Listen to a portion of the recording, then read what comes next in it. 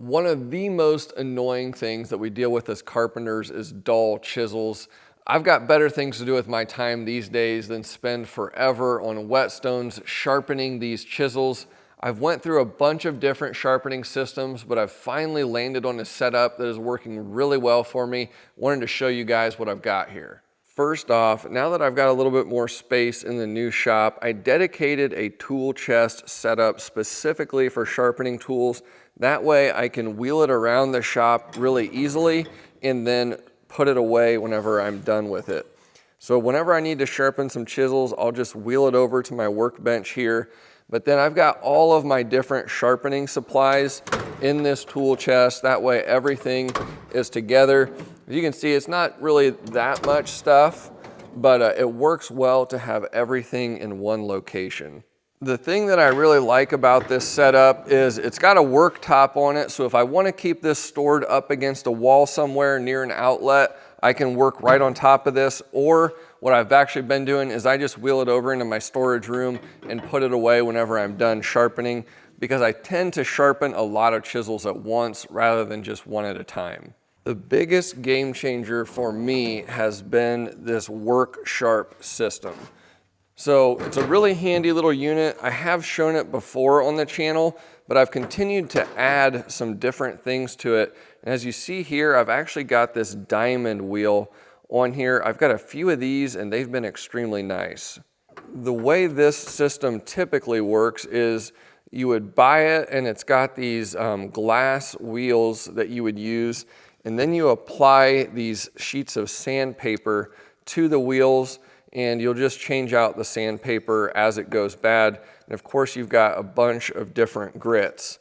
A year or so ago, I purchased these diamond wheels, and I've got 3 of them. This one is 350. I don't know if you can see it. It's kind of etched in there. So I got 350, 600. This would be the coarsest one, and it is, I can't hardly see it. I think it's 80 and 180. And then this one up here is 800, and I'm not sure what's on the other side, but it's my finest wheel. One thing I've found over the years of creating content is a niche that people get really passionate about is sharpening. And just so everyone knows, like, I'm not a sharpening guru. Yes, it's extremely satisfying getting a really great sharp edge on a chisel, but I'm not the type of guy that wants to sit at these whetstones for hours just grinding away, sharpening chisel planes and chisels and, you know, all that good stuff. I want to just get it done as fast as possible and have as good an edge as absolutely possible. So that's what I'm really looking for with a system. I want speed and quality. Usually those two don't come together, but I've found that this WorkSharp unit does the best job of bringing those together in terms of getting a really good high quality chisel edge as quickly as possible. The thing I really love about this sharpener is it's simple to use. You don't have to be a sharpening expert to get great results with this. You basically have 2 positions. You're going to flatten the back edge of your chisels just like so, and then you've got this nice area right here that you can use, and it's automatically going to keep your chisel at the exact angle that you need. It is adjustable, but then you're basically just pushing it up in here and the unit spins and sharpens this top edge. So you can keep going back and forth, working through your grits, and then changing the grit is as simple as switching out the wheels or just flipping it over. So it's really a piece of cake to use. One tip that I would recommend is standardizing your chisels. If you're like me, if you're running a crew and you have multiple guys with multiple kits plus a shop, you're gonna have chisels all over the place. And I do find that sticking with one brand and model of chisel works pretty well. I really like these Stanley Sweetheart chisels. They're not the most expensive chisel you can buy, but they're a really great quality chisel. And I've probably purchased half a dozen of these kits at least. I've probably got 30 of these chisels floating around between work vans, shop, and different kits. The nice thing with that is they're basically just standardized a little bit with the bevel as well.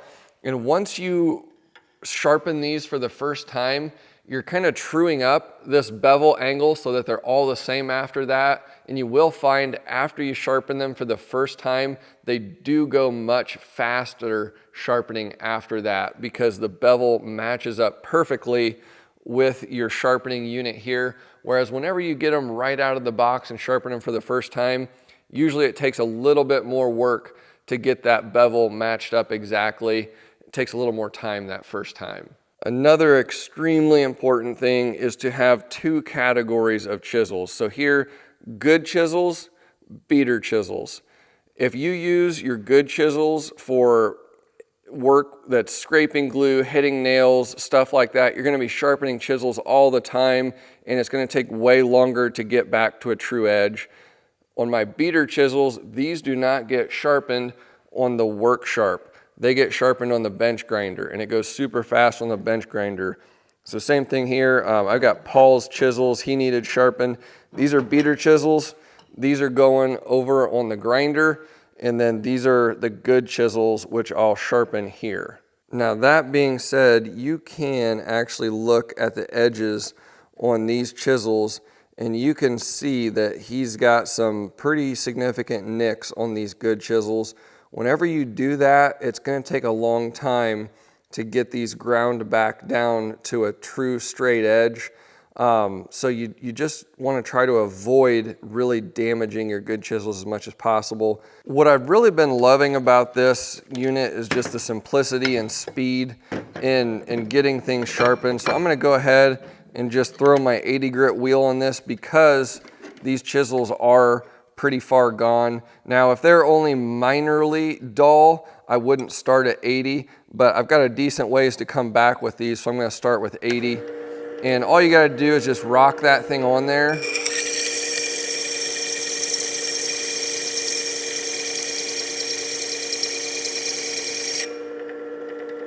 And basically what I'm looking for is I wanna see these grit marks over the entirety of the back edge with no hollow spots.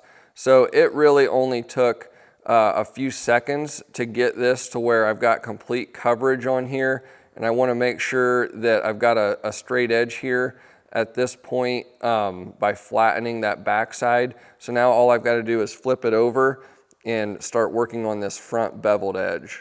Rather than go with 80 on this front edge, I'm going to just start with 120. That way I have less work.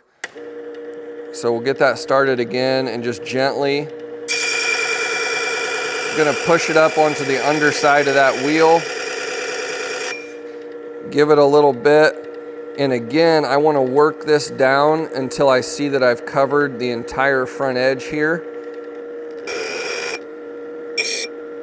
That was extremely fast. I really only had probably 20 seconds total that I even had to have the chisel on the stone.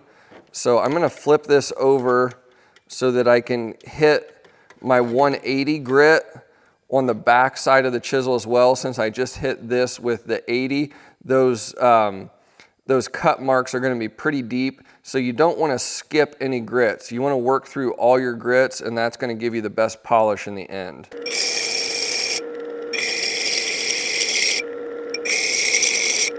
Now basically I know when to move up whenever I can tell that I've worked through that coarser scratch marks from the 80 grit and I've got just finer looking cut marks from the 180 here. So now I can move up to my next grit. If you move up too fast, it'll be much harder to work out those 80 grit scratch marks once you're at a finer cutting grit. So you want to make sure you work through your progressions correctly and give each one enough time. Next up is 350, and again I really just like these diamond wheels because you don't have to mess around with sandpaper. You can just use these for a long time and they just have been working really well. So I'm going to start with 350 on the back side again, then I'll flip it over and do the front.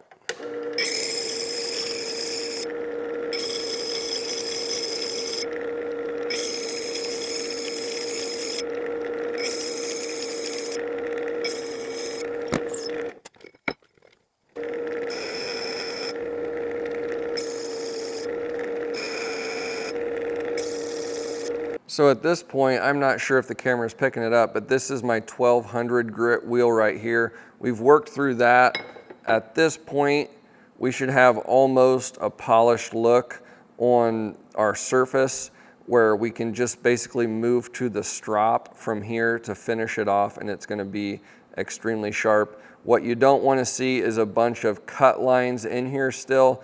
If you do still see that, you probably didn't work through your grits slowly enough. And again, this is a reason why if you don't have to start at 80 grit, you don't want to, because the 80 grit cuts really deep and it takes longer to cut back through to give you that polished look on there again, which is gonna make it super sharp. From there, we'll grab our leather strop. You can put a little compound on it, and then it's just a matter of cutting across that a little bit. This is gonna remove the burr and give our surface just a final polishing, and gonna make it extremely sharp. And then going across the beveled edge, you just wanna match it up and just pull it across slowly. Again, I'm not a sharpening guru. I know just enough to get a pretty sharp edge, but I don't really feel like dedicating my life to learning how to sharpen like a samurai. But this is good enough for me, and I'm guessing a lot of you guys are probably interested in this as well. Just trying to get an extremely sharp edge as quickly as possible. So that is what we want. Do the old hair cut and test, and it's shaving hair off the back of my hand pretty well, so that's ready to go back into service again. Now I'll show you what I don't like to see. So this is the chisel we just sharpened, very straight edge across there. This is a chisel that I need to sharpen still.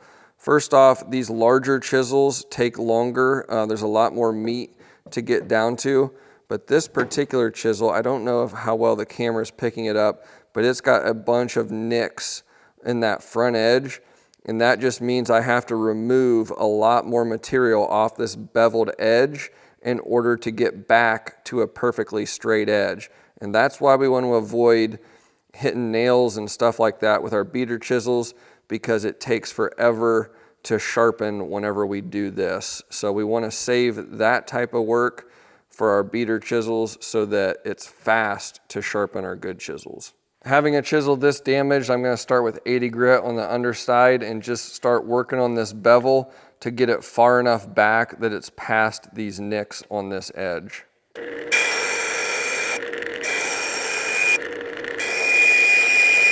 One thing you'll notice here, and this is surprising me a little bit, you'll notice how you can see two different finishes on this.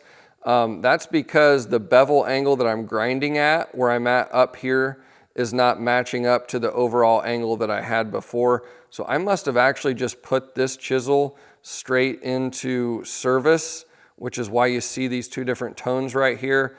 So at this point, I basically need to grind on this until this all matches up and it's got the same just pattern on it. I hope that makes sense. I'm not sure quite how to describe it. So we've got to bring this all the way back here so it's one nice flat plane.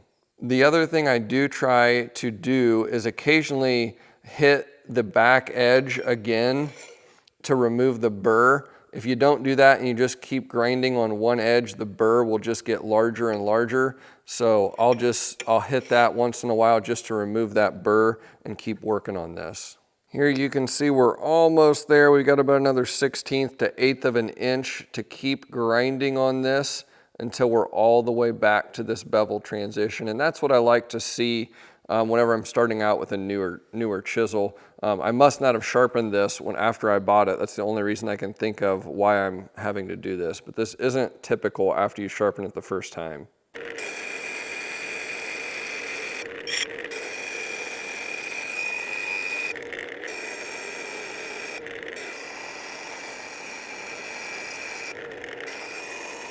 Now I've hit this backside just a couple times to remove the burr, and you can see the cut marks on here. We've got a hollow area right here. Basically, I wanna flatten this out so I can see that we've got the same cut marks and texture all the way across this thing with no hollow areas. Again, this takes a lot longer the first time you sharpen a chisel.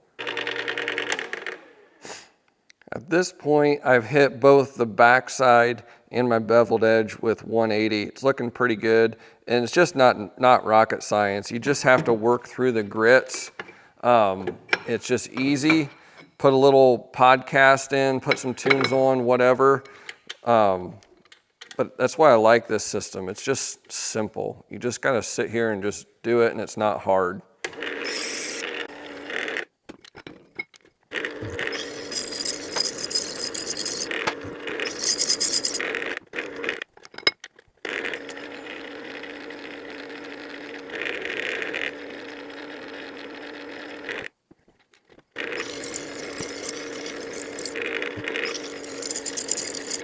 So here we are coming down the home stretch. Got my backside there polished to 1200.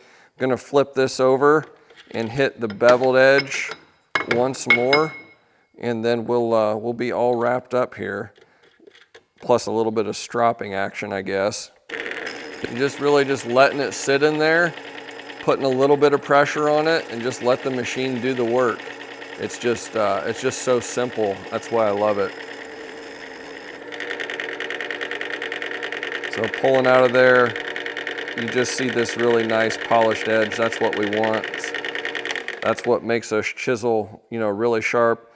It's not perfect, but perfection takes a lot longer. And I'm really just not after perfection. I'm just trying to get as close as I can, as fast as I can, and I find that there's just a nice balance there that I've developed here with this system that just works well for me. So again, that little bit of compound on my leather strop gives it that final polish, gets rid of that burr that's on there, and that's what sets you up to have a really, really sharp chisel. So clean that up there. So you can see we're just at a nice polish all the way around. And that's shaving the back of my hand off really well.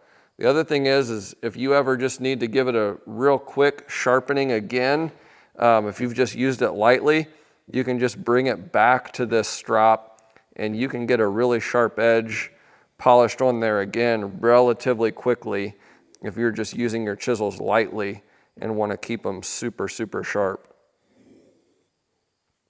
So I'm just pretty happy with that. It works pretty well for even a not very talented sharpener like myself. Gives you a really good edge. So I am looking at this last chisel that I have to sharpen, and I can see the mill marks going across here where I actually never did sharpen this. And I just put it right into the field, and I almost never do that. So I don't know what the deal is with this, but that's another way I can tell is I can't see that circular sharpening pattern that I would typically have on there. So overall, I've just been really happy with this system. It's simple, it's effective, it does a great job, and it's relatively quick. And I could also have my employees be able to sharpen stuff without having to have a ton of expertise to use this. So it works really well. Couple tips here. As you see, I have a bunch of the glass wheels that they sell with this thing with different grits on it, as well as some leather stropping wheels. Basically, I just quit using those once somebody shared the link to these diamond coated wheels, and that's all I've been using. They are more expensive, but I do think they just work a little better, and you're not having to buy more sheets of the sandpaper all the time that have this sticky back on it. So works pretty good. I'll have the link to these wheels. I'm not affiliated with the person that makes these wheels or anything. If you do purchase the WorkSharp unit, I'll have an affiliate link in the video description. That does help me out if you purchase that. But otherwise, I've just been probably the most happy with this sharpening system that I've ever had with anything. So I wanted to share that with you guys. Might help you guys out as well. So then the other great thing about this, just being on a mobile cart, is I can put it away whenever I'm done with it. Really easy to move to any area of the shop but I've actually just been storing it in here in my inventory room, I guess you would call it, and it's worked out pretty well. So hope you guys enjoyed the video. Like and subscribe, drop a comment, let me know what you think. Let me know if I'm doing anything horribly wrong, and otherwise we'll see you in the next video. Thanks for watching.